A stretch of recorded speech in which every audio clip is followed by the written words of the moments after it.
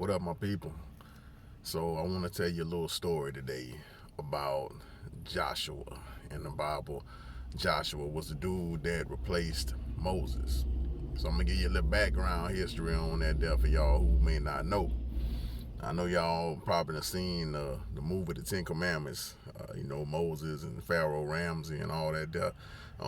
Old school movie.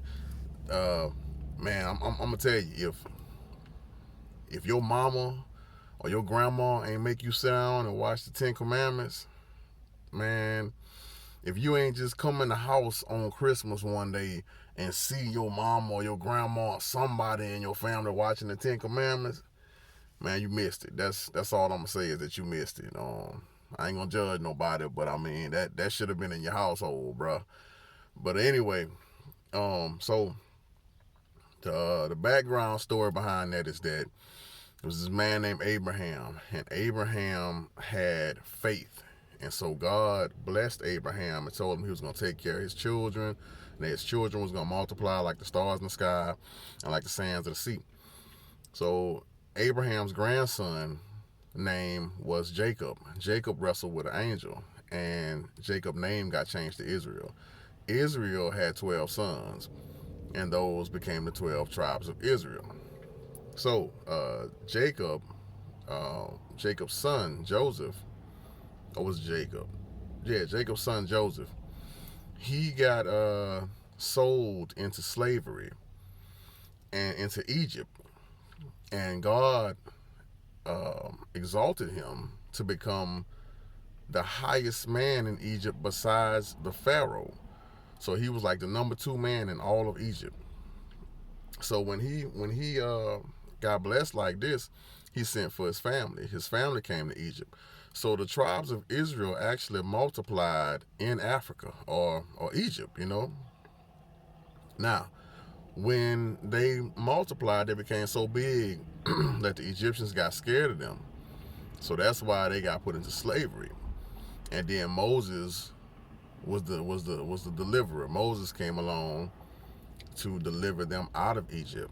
So Moses led them out of Egypt, out of slavery. And when Moses was supposed to lead them to the promised land, a land flowing with milk and honey, Moses was, a average guy, and he made a lot of mistakes.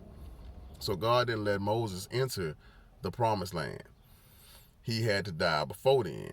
So when he died, Joshua took his place. So Joshua was a very obedient man. So every time Israel faced pretty much anybody, they may have lost maybe one time under Joshua, because the promised land, it wasn't just given to them. It was given to them, but they had to go over there and they had to battle everybody who was in this land already. And like I said, they only lost like one time, and that was because of sin. But anyway, so people heard about Joshua and the Israelites and about, the things that happened in Israel, and about that God was on their side, and how they was kicking everybody's butt. So a lot of kingdoms would join together and try to fight the Israelites and would still lose. So this one kingdom was supposed to join up with like about 4 other kingdoms, and they was planning on attacking the Israelites. And I can't remember what the name of that kingdom was, but it's in the book of Joshua, and it's chapter 9, and I believe it starts at verse 5. Chapter 9, book of Joshua. But anyway, so this one group, it's like 5 kingdoms was supposed to attack the Israelites, but one of those kingdoms was like, I don't know about this.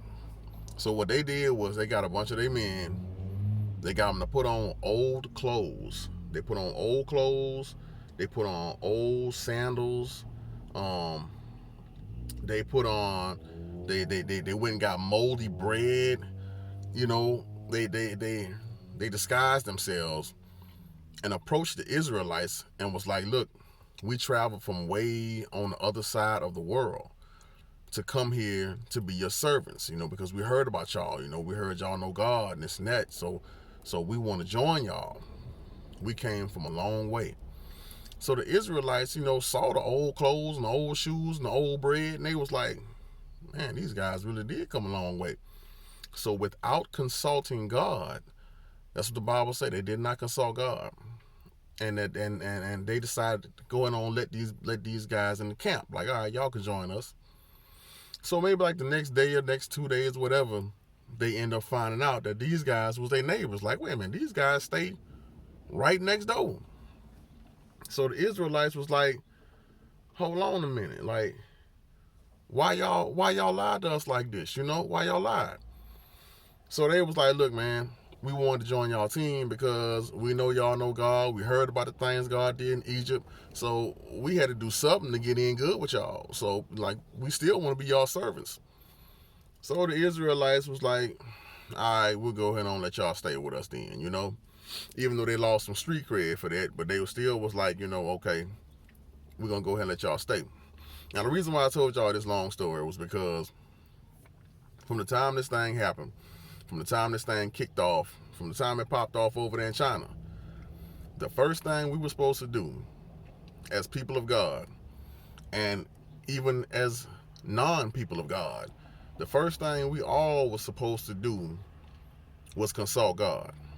We were supposed to talk to God and be like, hey, look, Father, what is this? Show us in your word, show us in the Bible where this is. Give us some guidance on this. The first thing we all should have did was went to him as soon as this thing started happening. And that's even if you don't believe in God. This was your opportunity. This was opportunity for you to be like, man, look, okay, it's something serious out there happening in the world. Let me see if there's a real God. God, if you up there, I'm trying to talk to you. I want to know, what I need to do. What is this, whatever, show me that you're real. You know what I mean? Like, whether you believe in God or whether you don't believe in God, this was the time for us to consult God and be like, okay, we need to have a conversation now. At this point in my life, we need to have a conversation. Again, I can't stress that enough, whether you believe in God or not. This is the time to look around and be like, well, maybe is he real? Question it. What's the harm in trying to find out if God is real or not? The second thing is, you see this crew, this kingdom that infiltrated the Israelites, they got saved. The other kingdoms died, but they got protected because they acknowledged God. So in all things, man, not just this plague, in all things, we're supposed to consult and acknowledge God. Now I'm going to say this. It looked like, from what I've been hearing, that they getting ready to open the doors back up and open the economy back up and finna let everybody back outside. Don't be no fool. Make sure you consult and acknowledge God before you step out these doors, because we're not just ignorant no more. It ain't just us no more. You know what I'm saying? They can't say we ignorant no more. This whole world have been exposed to ignorance. Look at our leaders, man. Trump just said, how about we inject everybody with with Lysol? You know what I'm saying? The governor, the lieutenant governor of Texas is like, man, there are more important things than living. Like, like, stupidity and ignorance is being exposed right now amongst our leaders. So this is why we got to pray for them too. But anyway, don't be silly, because these guys, they concerned about the economy, man. They concerned about money. That's their main thing.